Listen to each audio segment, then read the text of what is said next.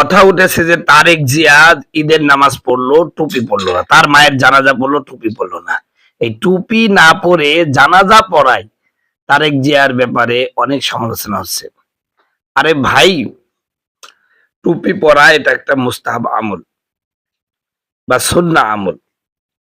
এই সুন্নাহ ছাড়ার কারণে তিনি খুব পরিমাণ গুনাহ করেন নাই। সবচেয়ে বড় কথা হচ্ছে নামাজ পড়ছেন, সে নামাজটা হতে হবে একাগ্র চিত্তে। একাগ্র চিত্তে নামাজ পড়তে হবে, খুশু খুশুর সাথে নামাজ পড়তে হবে। নামাজটা হলো মেন। আমরা ডক্টর ইউনূস সাহেবকে নামাজ পড়তে দেখেছি ঈদের, যখন তিনি তত্ত্বাবধায়ক সরকার হলেন, ইন্টারিম গভর্নমেন্ট হলেন, তখন তিনি নামাজ পড়েছেন। ইতিপূর্বে কোনোদিন তাকে নামাজ পড়তে দেখি নাই, এবং গতকাল ঈদেও আমরা তাকে নামাজ পড়তে দেখি নাই। পক্ষান্তরে আমাদের চুপ্পু সাহেব, তিনি টুপি পরেছেন, খুব ভালো হুজুর, কিন্তু তিনি গণহত্যায় সামিল ছিলেন, তার সমর্থন ছিল। তাহলে এই টুপি পরে লাভ কি? মূল কথা হচ্ছে নামাজটা হতে হবে সঠিক, সুন্দর, এটাই হলো বিষয়। এর সাথে যদি টুপি পরে দেখতে আরো ভালো লাগবে। তবে মাননীয় প্রধানমন্ত্রীর প্রতি উদাত্ত আহ্বান জানাবো, আপনি সামনে থেকে টুপি পরবেন, যেহেতু এটা নিয়ে খুব আলোচনা হচ্ছে, সমালোচনা হচ্ছে। তবে যারা সমালোচনা করছেন তাদের প্রতি উদাত্ত আহ্বান জানাবো, ইসলামের টুপির বিধানটা হলো সুন্নাহ। এটা না পড়লে নামাজ হবে না এমন না, নামাজ হবে, তবে সুন্দর লাগে না দেখতে। আল্লাহ পাক বলছেন সূরা তওবার মধ্যে যে তোমরা প্রত্যেক নামাজের সময় সৌন্দর্য বর্ধন করো, সুন্দর হয়ে যাও। অর্থাৎ ইসলামী লিবাস পরিধান করার ব্যাপারে নির্দেশ এসেছে। তবে এই নির্দেশটা হলো ওয়াজিব পর্যায়ের না, এটা মুস্তাহাব পর্যায়ের। অতএব তিনি যে টুপি পরেন নাই, এইটা নিয়ে এত আলোচনার কিছু নেই। তিনি নিয়মিত নামাজ পড়ছেন, এটাই আলহামদুলিল্লাহ। একজন প্রধানমন্ত্রী যখন নিয়মিত নামাজ পড়ে, তার কর্মীদের মধ্যে এর প্রভাব আসে। আমরা দেখেছি যে জামাতের আমিরের যখন ইফতার অনুষ্ঠান হয়, তখন তিনি নামাজ সময় হয়ে গেলে একা থেকেই তিনি দ্রুত নামাজে চলে যান, এবং তিনি দেখছেন, আমরা দেখছি তিনি নিয়মিত নামাজ আদায় করছেন। এটা আমাদের কাছে খুবই ভালো লাগছে।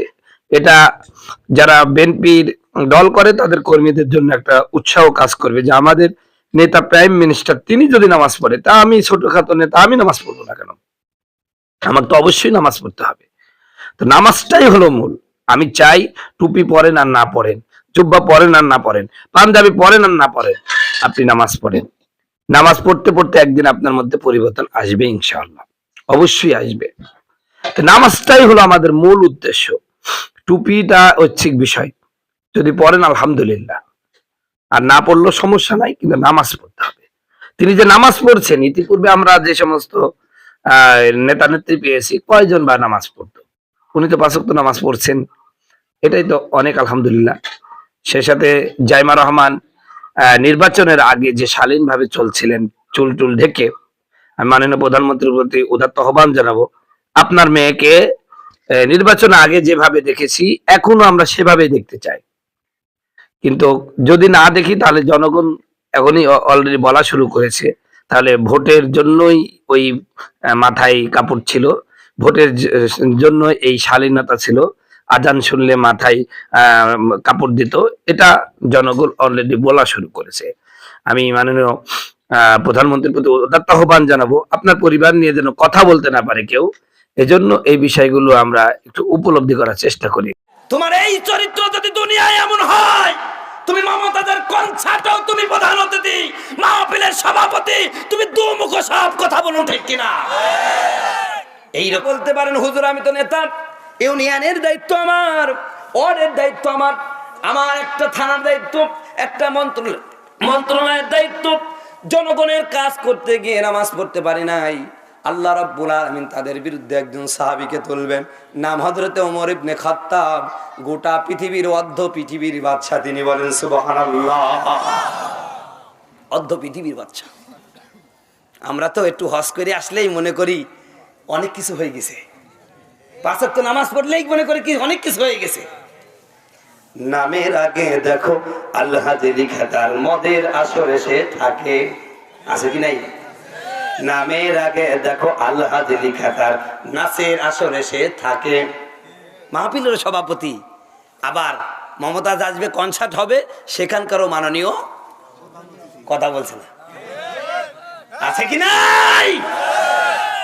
তোমার এই চরিত্র যদি দুনিয়ায় এমন হয়, তুমি মমতাজের কনসার্টেও তুমি প্রধান অতিথি, মাহফিলের সভাপতি, তুমি দুমুখ সব কথা বলুন, ঠিক কিনা?